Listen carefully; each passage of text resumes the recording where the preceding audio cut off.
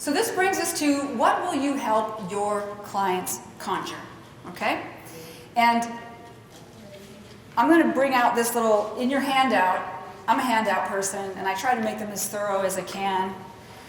In your handout, I've covered everything that you see in the slides, but I've also put in a list of spells, curses, and charms. And these are not on the slides because, well, they're just not. So these are some common ones, and these are some of my favorites. We already covered the expecto patronum, right? The patronus charm to conjure happiness, joy, and hope. Evanesco. That one just sounds fun, doesn't it? A vanishing spell. Think of who or what your clients would like to vanish for a while. What trauma, what pain. This is a great spell work to use with clients if they are going through cancer treatment and they're going in for chemo. You can just imagine every time they're hooked up, every time they're going in for the infusion, they can just sit back, close their eyes, give them the anchor cue, and let's go. Fun. We covered Alohomora. Colloportus locks the doors. That would be a good one, right? To be able to just lock the door on somebody, shut them out of your mind forever, shut them out of your life if you need to.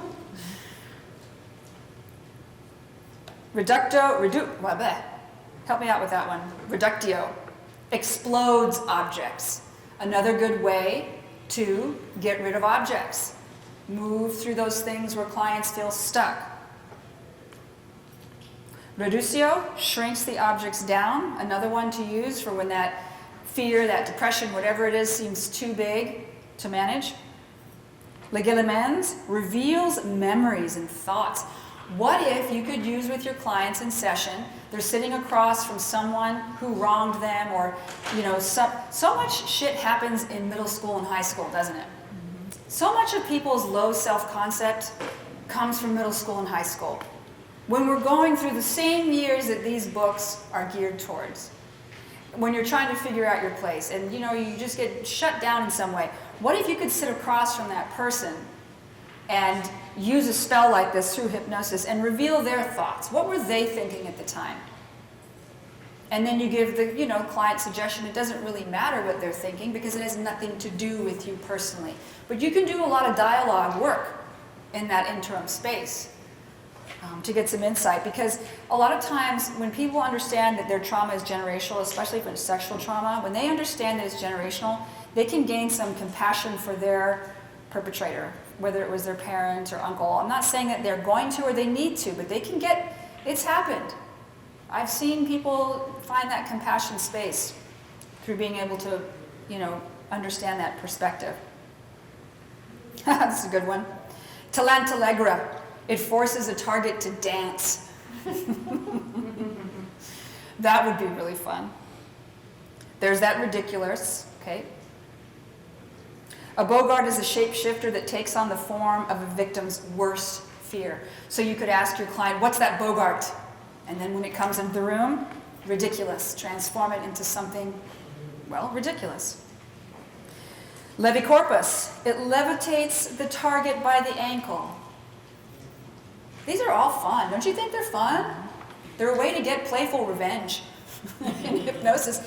And just like what happens in Vegas stays in Vegas, what happens in hypnosis stays in hypnosis. It's with their own personal headspace. There's the Osseo, the summoning charm. There's the impervious. Protects the caster from a variety of substances. And this, again, it could be another metaphor for that magic bubble that we put around ourselves. You could be standing there in a conversation, and I'll do this with clients. You know, no one needs to know what you're doing. If your spell, if you have your wand and your spell is happening and you want to just, you know, cast this impervious spell, you can just be having a conversation with somebody, and you know when that person gets really aggro and they're in your face, and you can just be like, impervious. You can just move your hand like this. You can just twitch your fingers. You can just move your finger. Any anchor that they want to create that in their mind creates instant protection and relief. We went through Lumos. Protego, again, shields the caster from curses. I've had a number of people who come to me and they believe so deeply in demons, they believe so deeply in the devil, They believe so deeply that they are walking around always on moments away from being consumed by evil. And I'm not there to necessarily change someone's belief systems. We're going to go back and look at why they're afraid. But hey, what if you could have this spell that you could cast that could protect you from a curse? Right? And again, that evanesco, the vanishing spell. I have that twice. I must have really loved it if I put it on the list twice. So any questions up to now? Any questions about ways to use this? Any thoughts? Anything you would like to... I like it when clients tell me how they use things. Maybe they say, have you thought about this? Because it enriches the conversation and the presentation for everyone. So don't be shy.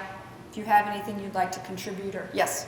So, I don't know if I want to spoil Harry Potter. I guess it's been out long enough, but you kind of learn that he got his mark for a different reason than, you know, what they originally thought. So I guess it's like if somebody knows Harry Potter and you're saying that, but are they thinking like, oh, well, in the end it reveals that he was himself, you know, carrying this evil spirit as well. Yeah. So I guess it's like careful that what you're revealing doesn't have a second metaphor behind it. Right. You know? So I don't know, I was just thinking about that when you brought that up. I'm like, yeah, they talk about love and protection, but then it's like, well, actually he was marked and chosen for a different reason. So. Sure, and that brings up a good point, so I'll repeat that. In the Harry Potter series, the reason that Harry gets the scar is because he's actually a Horcrux, right? Isn't that what it is? Mm-hmm. Yep. So Voldemort has put a little piece of his evil soul in Harry, and that's another reason why the spell bounced back, that it was love, but it was also because it was a Horcrux. But think about that as, again, rich metaphor, because there's shadow and light in everyone and everything. And if, you know, we spend our times running from ourselves, right? We're running from that part that we think is evil and shadow, but there's, again, a way to work with that in hypnosis to help them find that part, accept it and love it, because often it too has a message. And we're not nice people all the time. We're not. People who know me now, that knew me back in high school, they go, you're really different. I go, I know, I'm not such an asshole. Because I used to anger really quickly. I used to be very, very judgmental.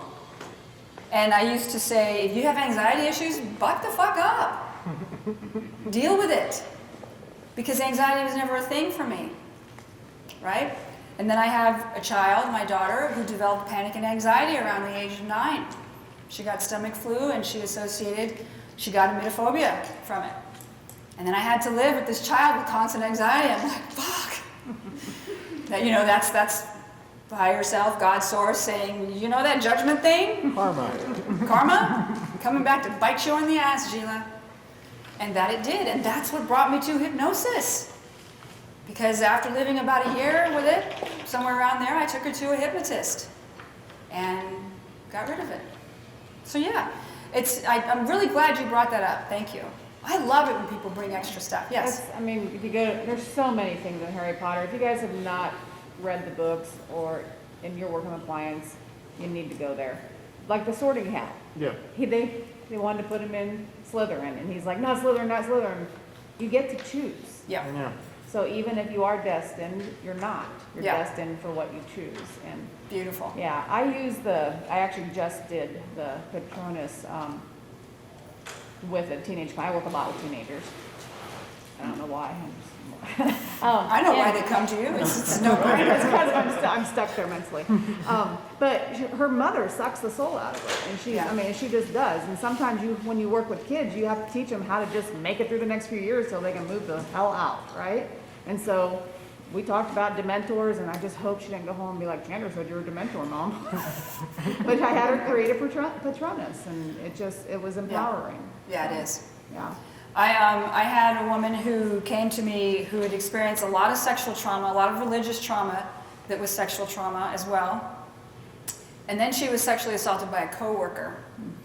And she had to see this coworker for a bit and she was very, very familiar with Harry Potter, did the same thing. You know, that Patronus is always with you. It's right there. It's following you everywhere you go. You know, and we did some other work, but she came in such an activated state that I couldn't, you know, she came in so highly activated that you weren't going to do anything but just, okay, let's breathe and imagine, let's play. And that was just enough of a suggestion to deactivate and downregulate her, to be able to move her into the more traditional style of therapy. So yeah, brilliant stuff. I love it. Okay, so we have a couple of options. You're going to let me know what you want to do. I can lead a short group, wonderful playful hypnosis, or you can watch me do a demo of the gallery hypnosis. Which one? I call it the gallery hypnosis, but it's the concept of golden picture frames where you can get information and things like that. Would you rather do your own playful work? Let's see a show of hands. Who wants to do your own playful spell work? Like do a group thing? Yes, I would do a group thing and you would all just kind of participate in that. Okay, 2. And then We lose. we'll do a really short group thing, and then I'll do a demo of the gallery because I think we'll have time. What I've noticed is that hypnotists hypnotize really quickly, Yeah. right? So I won't have to spend a lot of time going into deep trance like I would with the client. So we'll do both. How about that? About 6,000 times today. Pardon? We've already been hypnotized already. That's right. And you've been talking to me. I've already got you in my spell. Ding! Okay. All right. So I'd like you to put your feet flat on the floor. Put your hands comfortably in your lap. Take a hold of your magic wand if you would like. And as you take a hold of your wand, just with your eyes closed, go ahead and close your eyes and just get a feel for it. Just don't have one. Oh yes, you need a wand right here.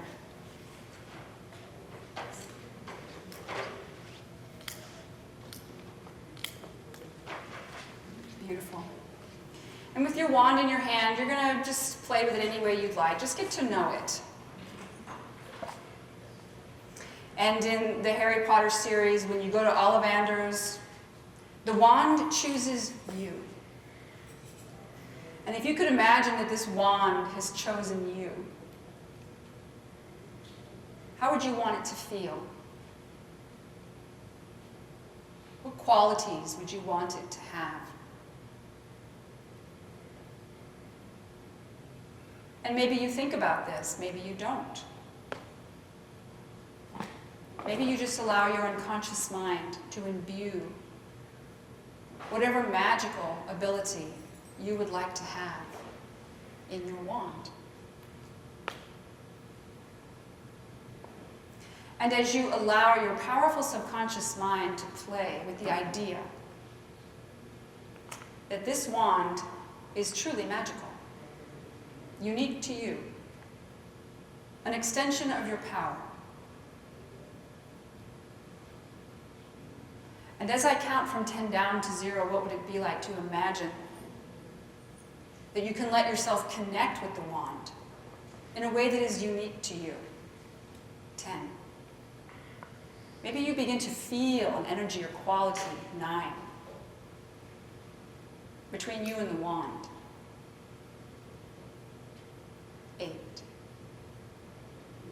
What would it be like to connect and feel that there is a magical part of you becoming even more magical?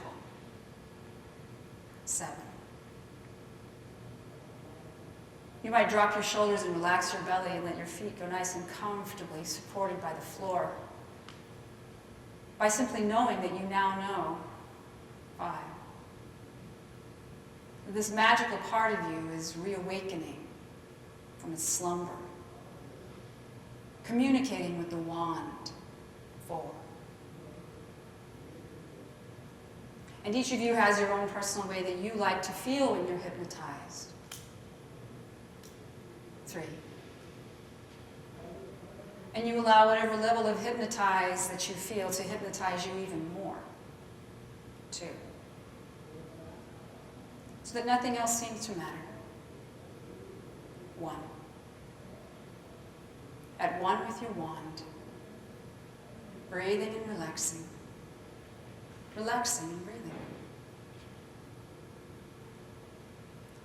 And I know that you know each and every one of you has that person in your life that can be a little irritating. It can be a little annoying, a little intrusive, a little negative. Each and every one of us have that person that we have to interact with for one reason or another. And what would it be like to imagine that this person is coming towards you in some way, with some thought or agenda or emotion, and you just say, not today, not today. And you take out your wand and you just, ridiculous. And how do they look?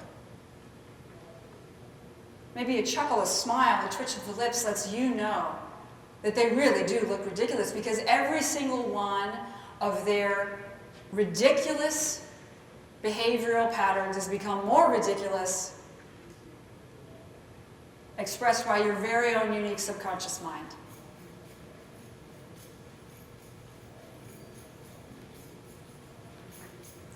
And what would it be like to allow that from today and every day forward, as soon as that person starts behaving in that way, you see them as ridiculous.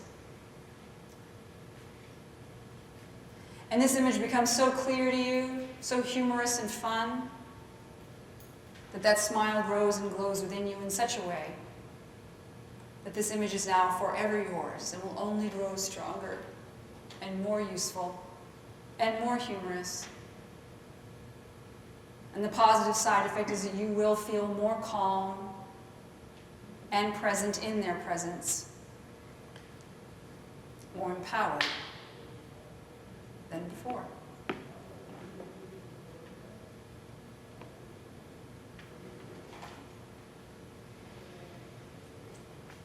I'd like you to imagine, picture, pretend now that you're slowly coming back to the room, becoming aware of your environment, even with your eyes closed. And at 1, you become more present.